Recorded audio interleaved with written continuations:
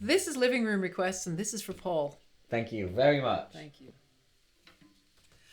To Anacreon in Heav'n, where he sat in full glee, a few sons of harmony sent a petition that he their inspirer and patron would be. When this answer arrived from the jolly old Grecian, voice, fiddle, and flute no longer be mute. I'll lend you my name and inspire you to boot. And besides, I'll instruct you like me to intwine the Myrtle of Venus with Bacchus's vine. And besides, I'll instruct you like me to entwine the Myrtle of Venus with Bacchus's vine. The news through Olympus immediately flew, when old Thunder pretended to give himself airs. If these mortals are suffered their scheme to pursue, the devil, a goddess, will stay above stairs. Hark, already they cry in transports of joy. Away to the Sons of Anacreon we'll fly, and there with good fellows we'll learn to entwine the Myrtle of Venus with Bacchus's vine. And there with good fellows we'll learn to entwine the Myrtle of Venus with Bacchus's vine. The yellow-haired god and his 9 fusty maids from Helicon's banks will incontinent flee. Idalia will boast but of tenantless shades, and the bifurcate hill a mere desert will be. My thunder no fear on't, 'till shoot do its errand, and damn me, I'll swing the ringleaders, I warrant. I'll trim the young dogs for thus daring to twine the Myrtle of Venus with Bacchus's vine. I'll trim the young dogs for thus daring to twine the Myrtle of Venus with Bacchus's vine. Apollo rose up and said, "Prithee, ne'er quarrel, good king of the gods, with my votaries below. Your thunder is useless," then showing his laurel, cried, "Sic evitabile fulmen," you know. Then over each head my laurels are spread, so my sons from your crackers no mischief shall dread. While snug in their club room they jovially twine the Myrtle of Venus with Bacchus's vine. While snug in their club room they jovially twine the Myrtle of Venus with Bacchus's vine. Next Momus got up with his risible fizz, and swore with Apollo he'd cheerfully join. The full tide of harmony still shall be his, but the song and the catch and the laugh shall be mine. Then Jove, being not jealous of these honest fellows, cried, "Jove, we relent, since the truth you now tell us, and swear by old stick that they long shall entwine the Myrtle of Venus with Bacchus's vine, and swear by old sticks that they long shall winds shall entwine the myrtle of Venus with Bacchus's vine. Ye sons of Anacreon, then join hand in hand, preserve unanimity, friendship, and love. 'Tis yours to support what's so happily planned. You've the sanction of gods and the fiat of Jove. Well, thus we agree, our toast let it be. May our club flourish happy, united and free. And long may the sons of Anacreon entwine the myrtle of Venus with Bacchus's vine. And long may the sons of Anacreon entwine the myrtle of Venus with Bacchus's vine. That keeps going. There's no place to breathe or swallow. Anyway. But just like the song that followed it in the USA, the Star Spangled Banner, there were many, many, many verses, and I wonder upon every meeting whether they sang them all, or how occasionally they even sang the first one, or that sort of thing. It's because there's a lot intriguing. of songs in the world. For example, Amazing Grace. How sweet the sound. How many times do people sing all 6 verses? well, A lot of people know one, 2 More maybe. now than before, because when people Oh, they go printing them all out. Exactly. Because the internet they said. go look up how Amazing Grace, cut, paste, and then I look at the program when I've got to play and sing a funeral or wedding, and I go, oh Lord, did he Google? Oh, there's 8 verses.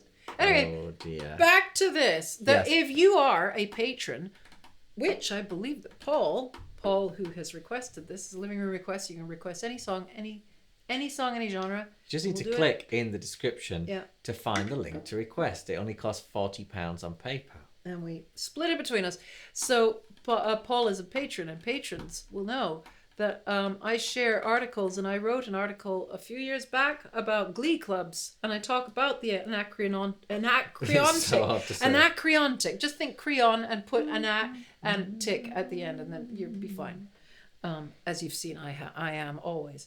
So the routine and in this original article, I found this wonderful source of R.J.S. Stevens. He wrote, he was an organist and a composer, and he wrote a sort of memoirs called Recollections. And he remembered what their routine was. And he said that first in the I still can't do it. I know. Anacreontic Society. First came an instrumental concert, which went from 7 till 10. Okay. And the people who they invited to perform the instrumental concert, they'd make temporary members of the club for the night.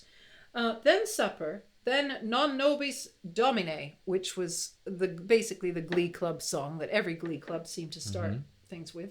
I've seen it actually printed out on tableware. So, you'd eat your food, and then there would be Non Nobis Well, Domine that's in 4 simple. parts. That's a good idea. When you'd finished all your food.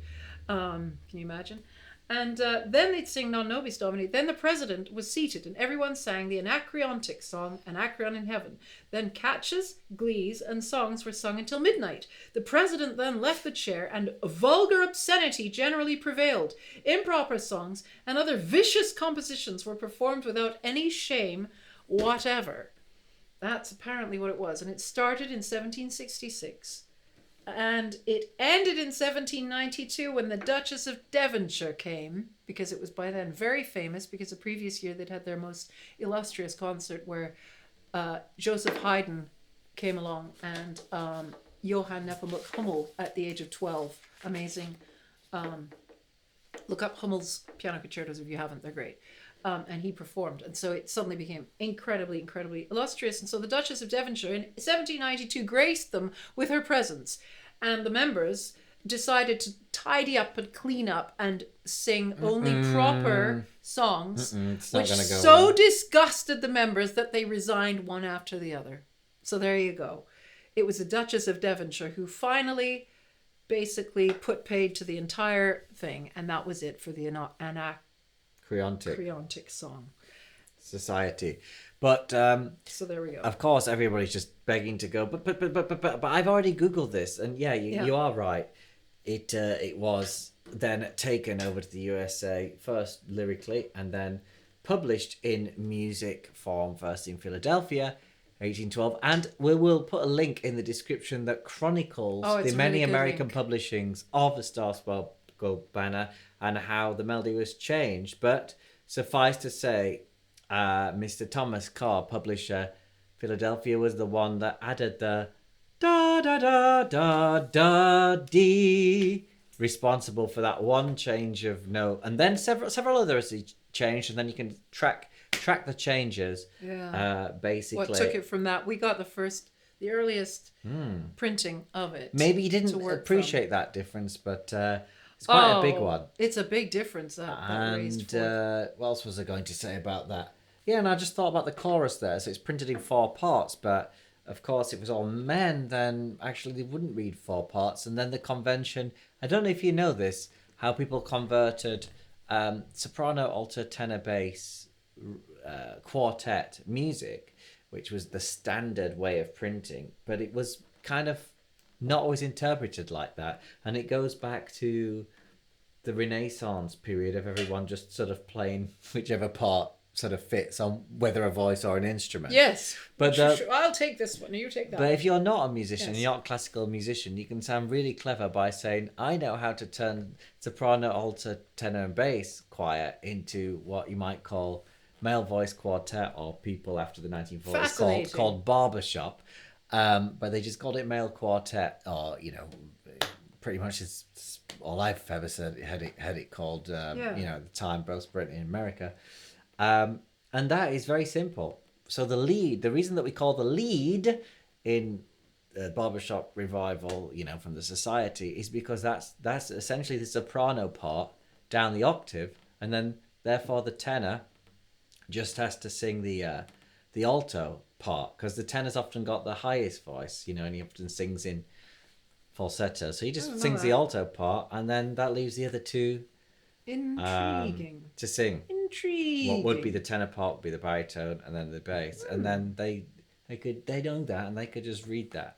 I love it says in the first verse, so basically, the story that it's telling is basically this society wants to honor one of the 9 great, the nine poets, the 9 great Greek poets.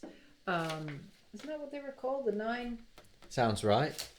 I wrote it down. I can't find it. Doesn't matter. Anyway, Anacreon was known for his great body, about drinking, revelry, women, twining the Bacchus's vine with the Myrtle of Venus. So basically, getting drunk and singing dirty songs. So basically, they just said it in a very enlightenment way. Yes, yes, they knew what it meant. But I like that it talks about So the club goes to Heav'n to find Anacreon and say, can we have this? Can we represent you in this club?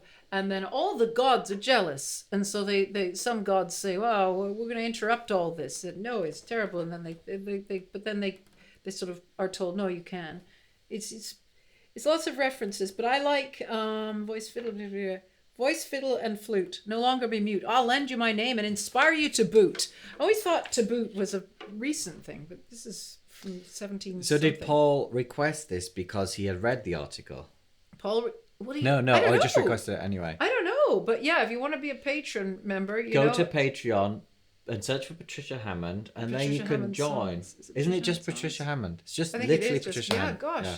Anyway, so yeah, for only $2.50 or $3 a month, you have access to everything, all sorts of things, like articles and things that we unlisted alternative takes, you might call them, in popular, or things that I'm just like, I'll make that private. So if you've clicked on this video because you were searching for a version, then that's Patricia Hammond. My name's Matt Redman. Extremely highly statistically unlikely that you'll still be watching this far on. Yes, but that was an amateur musical society, and I am an amateur cellist, but a very professional, and I can play guitarist, mando cello, and I can play the double bass, but I wanted to bassist. come across that way. you know. Well, I think it gives a certain sort of Anyway, Don't mind me, I'm just grooming my boat. Francis Scott Key. There we go, done. The two things that I'm really fascinated with are broadside ballads and glee clubs, because they were kind of very, very, very rich musical scenes, richer even and more popular than what we call classical, but they're not remembered so much. That's true. Popular than more popular than parlor and formal classical recitals. And so the Star Spangled Banner was originally a broadside ballad. So basically, what you do, you write a poem which should be sung, and then you put you print it out, and then you say air, and you say basically what the tune should be, and it should be a pre-existing tune that people already know and can refer to, and go okay, so I guess it fits, and then that way it doesn't cost anything. It's immediately familiar, and it does cost to print them, but certainly cost of print in the 18th century. There's a wonderful book by Oscar Cox Jensen about broadside ballads, which is amazing, and a huge resource where he's taken them and recorded them so that you can listen to it, and a couple of wonderful resources where you can view scans, one in America and one sort of the Bodleian here. Oh, that's great. So I'll link those two maybe, because I'm not yawning because it's just very, very hot in here. It's hot. It's summer and we've got all the windows closed because we want a nice recording for our audience, and therefore lack of fresh air makes me fall asleep. Yes. Having said that, it's all very interesting stuff. No, this is fascinating. The video's Thank you. getting quite long. Yeah, thank you, Paul, because Paul actually is on social media, and I was called upon to sing the Star Spangled Banner recently, which I never get to do because I am originally Canadian.